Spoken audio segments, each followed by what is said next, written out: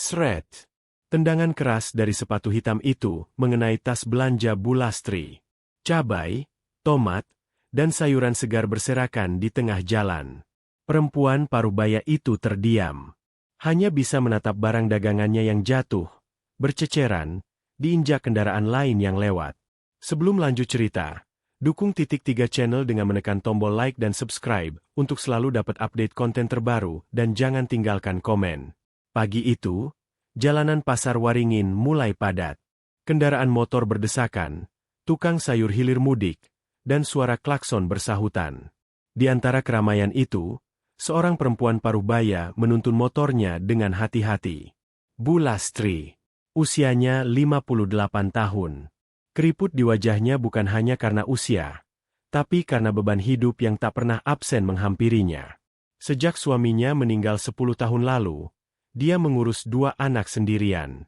Anaknya yang bungsu tinggal bersamanya, sedangkan anak sulungnya, Arjuna, sudah bertugas sebagai anggota TNI di luar kota. Pagi itu seperti biasa, Bu Lastri baru saja belanja bahan sayur untuk dijual kembali di warung kecil depan rumah.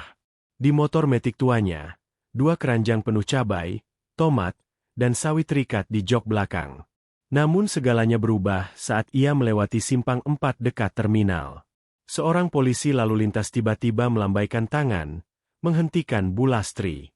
"Bu, minggir dulu ya. Ibu melanggar marka jalan," kata salah satu polisi dengan nada sedikit tinggi. Bu Lastri bingung. Ia mengerutkan dahi. "Tapi Pak, tadi saya jalan pelan-pelan, dan lampunya masih kuning. Saya nggak nyelonong, cuma jalan normal aja." Polisi itu terlihat tidak sabar. "Ibu ngotot? Saya yang jaga di sini tiap hari. Jangan ngajari saya aturan lalu lintas."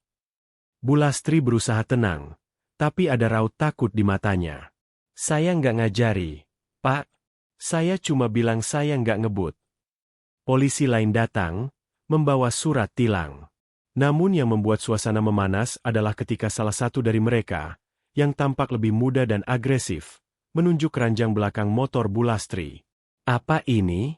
Bawa barang banyak banget, Bu. Bahaya, bisa jatuh. Ini udah pelanggaran, nambahin lagi." Bu Lastri mencoba menjelaskan bahwa ini hanya belanjaan untuk jualan. Tapi sang polisi seperti kehilangan kesabaran. Dengan kasar, ia menendang salah satu tas belanjaan yang tergantung di sisi motor. Cabai dan tomat berhamburan ke aspal. Dan saat Bu Lastri berusaha mengambilnya, ia didorong hingga terduduk. Suasana langsung senyap. Beberapa orang yang berada di dekat lokasi menoleh. Seorang anak muda buru-buru mengangkat ponselnya dan mulai merekam. Bu Lastri, yang jatuh dengan lutut terbentur trotoar, tak bisa berkata apa-apa. Matanya berkaca-kaca. Ia tidak menangis karena sakit, tapi karena dipermalukan. Ma kamu diginiin, Nak," bisiknya pelan. Polisi itu sempat sadar aksinya terekam, tapi justru membentak. "Ngapain kalian ngerekam? Sini, hapus." Namun warga mulai berkumpul, dan situasi perlahan jadi tidak terkendali. Polisi itu akhirnya mundur, lalu bergegas kembali ke motornya sambil menulis tilang cepat-cepat. Surat tilang itu dilempar ke jok motor Bu Lastri tanpa sopan santun. "Ibu bisa datang ke kantor nanti, urus di sana," teriaknya sebelum pergi. Bu Lastri masih terduduk. Tangannya gemetar saat memunguti tomat yang berserakan. Lututnya berdarah. Wajahnya berusaha kuat, tapi tubuhnya lemas. Seorang pemuda mendekat, membantu mengangkat motornya. "Bu, ibu nggak apa-apa?" Bu Lastri menggeleng. "Enggak, Nak, enggak apa-apa." Tapi matanya menatap kosong. Ada sesuatu yang menyesak di dadanya. Ia hanya mengambil ponselnya, membuka kontak terakhir, dan mengirim pesan pendek. "Ma ditendang polisi. Maaf ganggu, Nak." Sementara di kampung kecil itu Bu Lastri terbaring di atas dipan kayu dengan lutut diperban. Raut wajahnya masih menyisakan trauma. Tangan tuanya memegang erat ponsel sederhana. Layarnya retak tapi masih menyala. Di layar itu, satu nama tersimpan dalam huruf kapital, Arjuna, anak TNI. Ia belum menelpon. Hanya mengirim pesan pendek. Ia tahu anaknya sibuk. Bertugas di luar kota. Ia tak ingin jadi beban. Tapi yang Bu Lastri tidak tahu, pesan pendek itu sudah cukup untuk mengguncang seseorang yang selama ini dikenal sabar. Di sebuah kompleks markas militer di daerah Magelang, pagi hari yang biasanya tenang mendadak berubah. Sersan 2 Arjuna sedang bersiap untuk latihan fisik ketika ponselnya bergetar di dalam loker. Ia menoleh sebentar, lalu membuka pesan yang masuk. MA ditendang polisi. Maaf ganggu, nak. Arjuna membeku. Beberapa detik, tak ada yang keluar dari mulutnya. Dadanya naik turun cepat. Ia membaca ulang pesan itu 3 kali. Tendangan. Polisi. Ibu. Ia langsung membuka media sosial. Di grup kampung tempat tinggal ibunya, video berdurasi 36 detik sudah tersebar. Tampak ibunya, Bu Lastri, didorong dan tas belanjaannya ditendang. Suara netizen mulai ramai. Keterlaluan ini aparat. Ibu itu udah tua loh. Ini harus diviralkan. Tangan Arjuna mengepal. Ia tak berbicara sepatah kata pun. Tapi wajahnya memucat. Lalu memerah. Sorot matanya berubah tajam. Tidak seperti biasa. Tanpa menunggu izin resmi, ia menuju ruang komandan. Izin keluar markas. Dan kondisi keluarga darurat. Komandannya mengangguk, membaca raut wajah Arjuna yang tak bisa disembunyikan. Dalam perjalanan, motor sport miliknya melaju kencang membelah jalanan antar kota. Sepanjang jalan, Arjuna hanya diam. Wajah ibunya terus muncul di benaknya. Jatuh, memunguti sayur dari jalanan. Ditendang. Diremehkan. Diperlakukan seperti sampah oleh orang berseragam. Arjuna tahu, ibunya bukan wanita lemah. Ia tumbuh bersama sosok ibu yang tegar, yang rela menjual lontong dari pagi ke sore demi membiayai sekolahnya. Yang diam-diam menjual kalung peninggalan ayahnya, agar Arjuna bisa ikut seleksi TNI. Dia tahu ibunya tak akan melawan. Tapi itulah masalahnya. Sore hari, Arjuna tiba di kampung. Ia langsung menuju rumah kecil berdinding triplek yang sejak kecil jadi tempat tinggal mereka. Ia membuka pintu. MA. Suaranya berat. Bu Lastri menoleh. Terkejut. Loh, kamu pulang, nak. Kenapa nggak bilang kalau separah ini?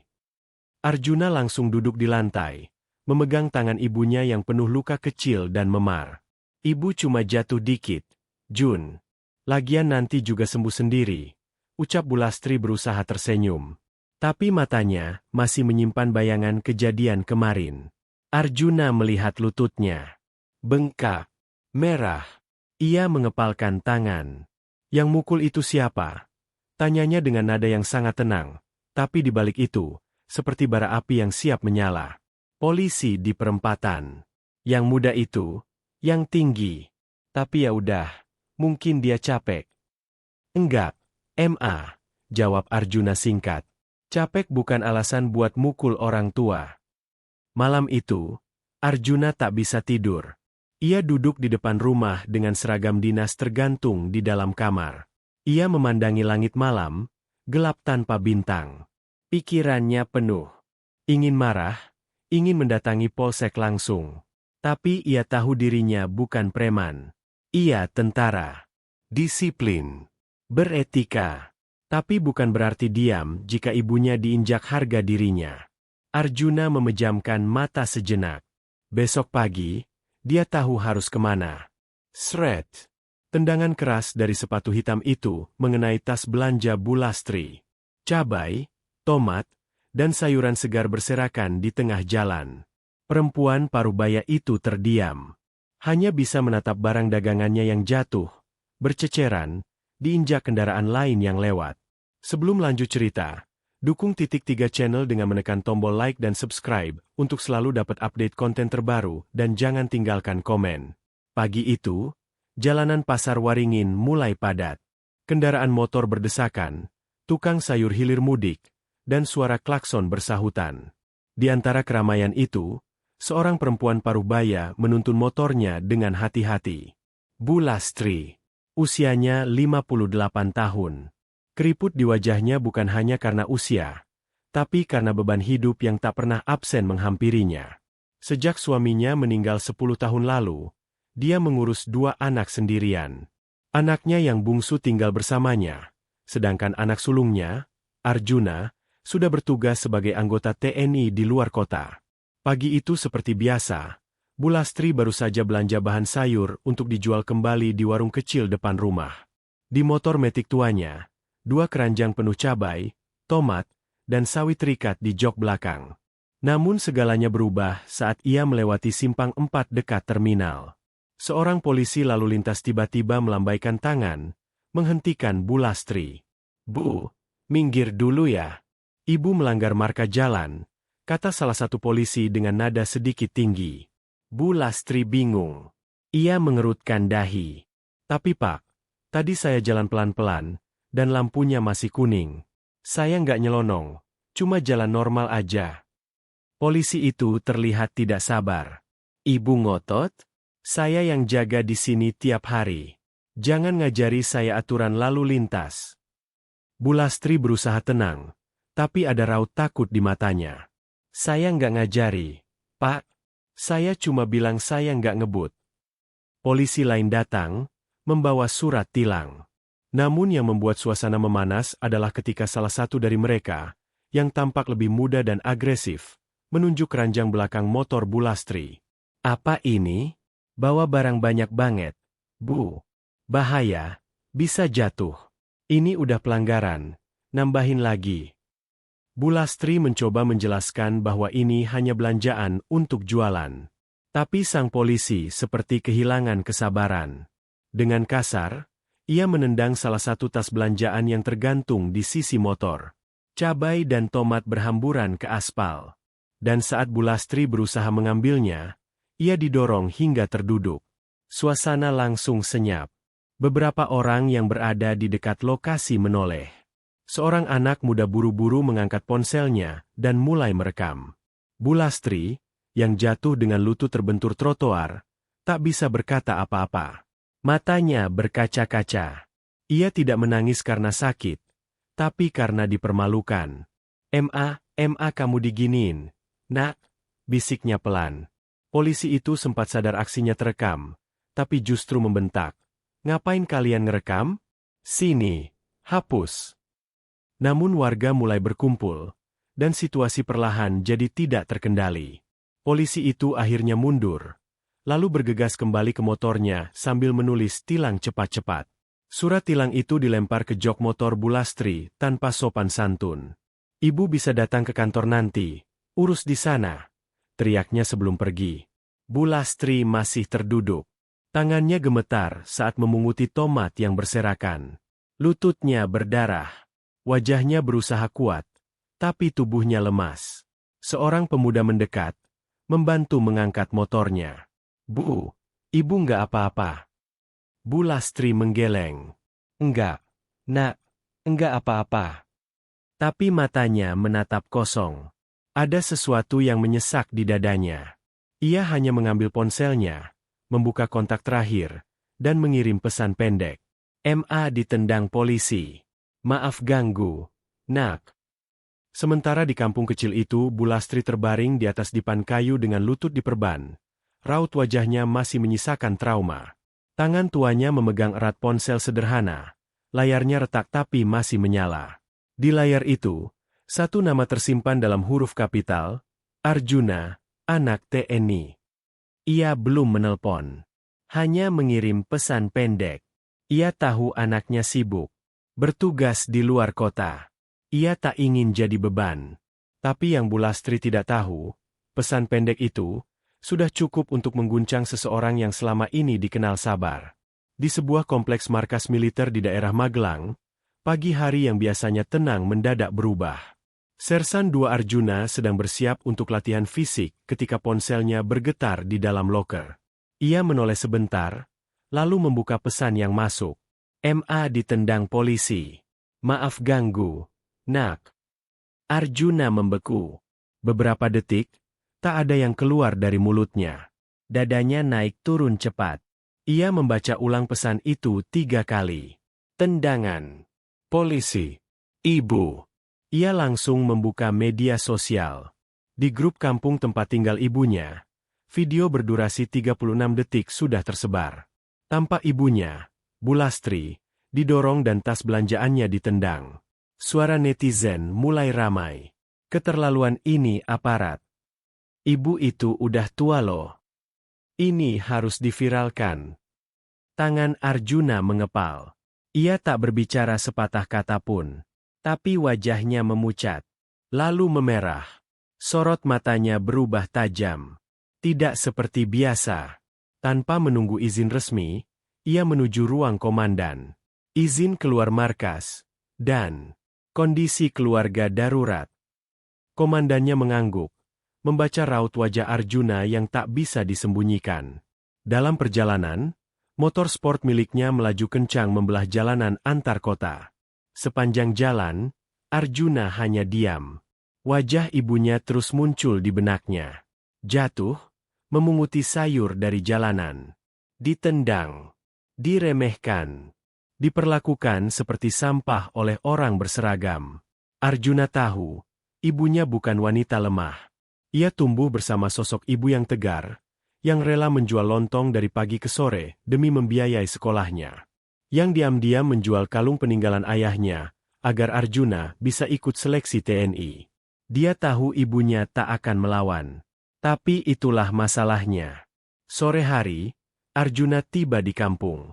Ia langsung menuju rumah kecil berdinding triplek yang sejak kecil jadi tempat tinggal mereka. Ia membuka pintu. "Ma." Suaranya berat. Bu Lastri menoleh, terkejut. "Loh, kamu pulang, nak? Kenapa nggak bilang kalau separah ini?" Arjuna langsung duduk di lantai, memegang tangan ibunya yang penuh luka kecil dan memar. "Ibu cuma jatuh dikit, Jun. Lagian nanti juga sembuh sendiri," ucap Bu Lastri berusaha tersenyum. Tapi matanya masih menyimpan bayangan kejadian kemarin. Arjuna melihat lututnya. Bengkak. Merah. Ia mengepalkan tangan. "Yang mukul itu siapa?" Tanyanya dengan nada yang sangat tenang. Tapi di balik itu, seperti bara api yang siap menyala.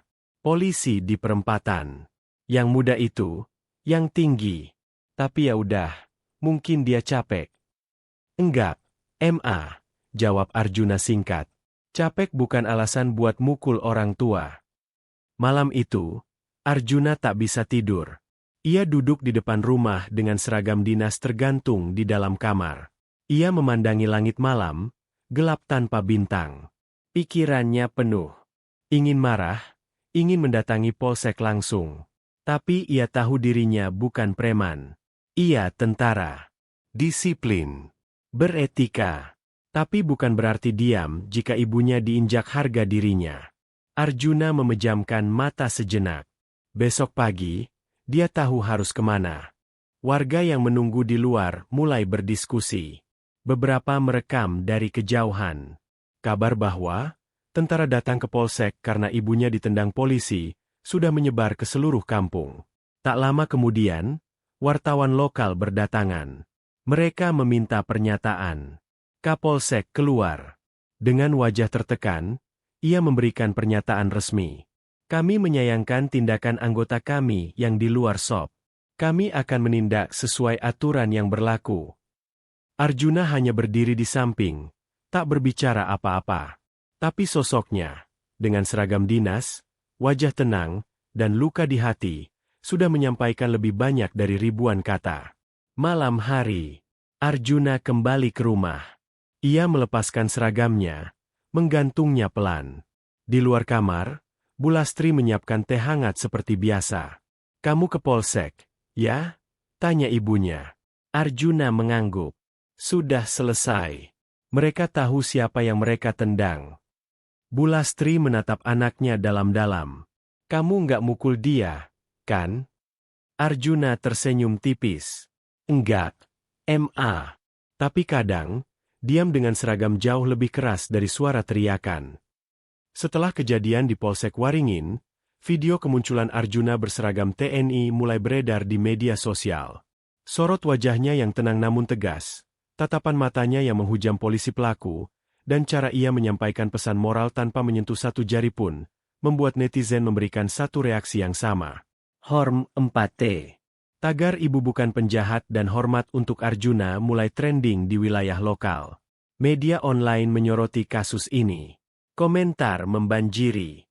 Beginilah seharusnya tentara, membela rakyat, bukan arogansi. Bayangin kalau itu ibu kita. Respect.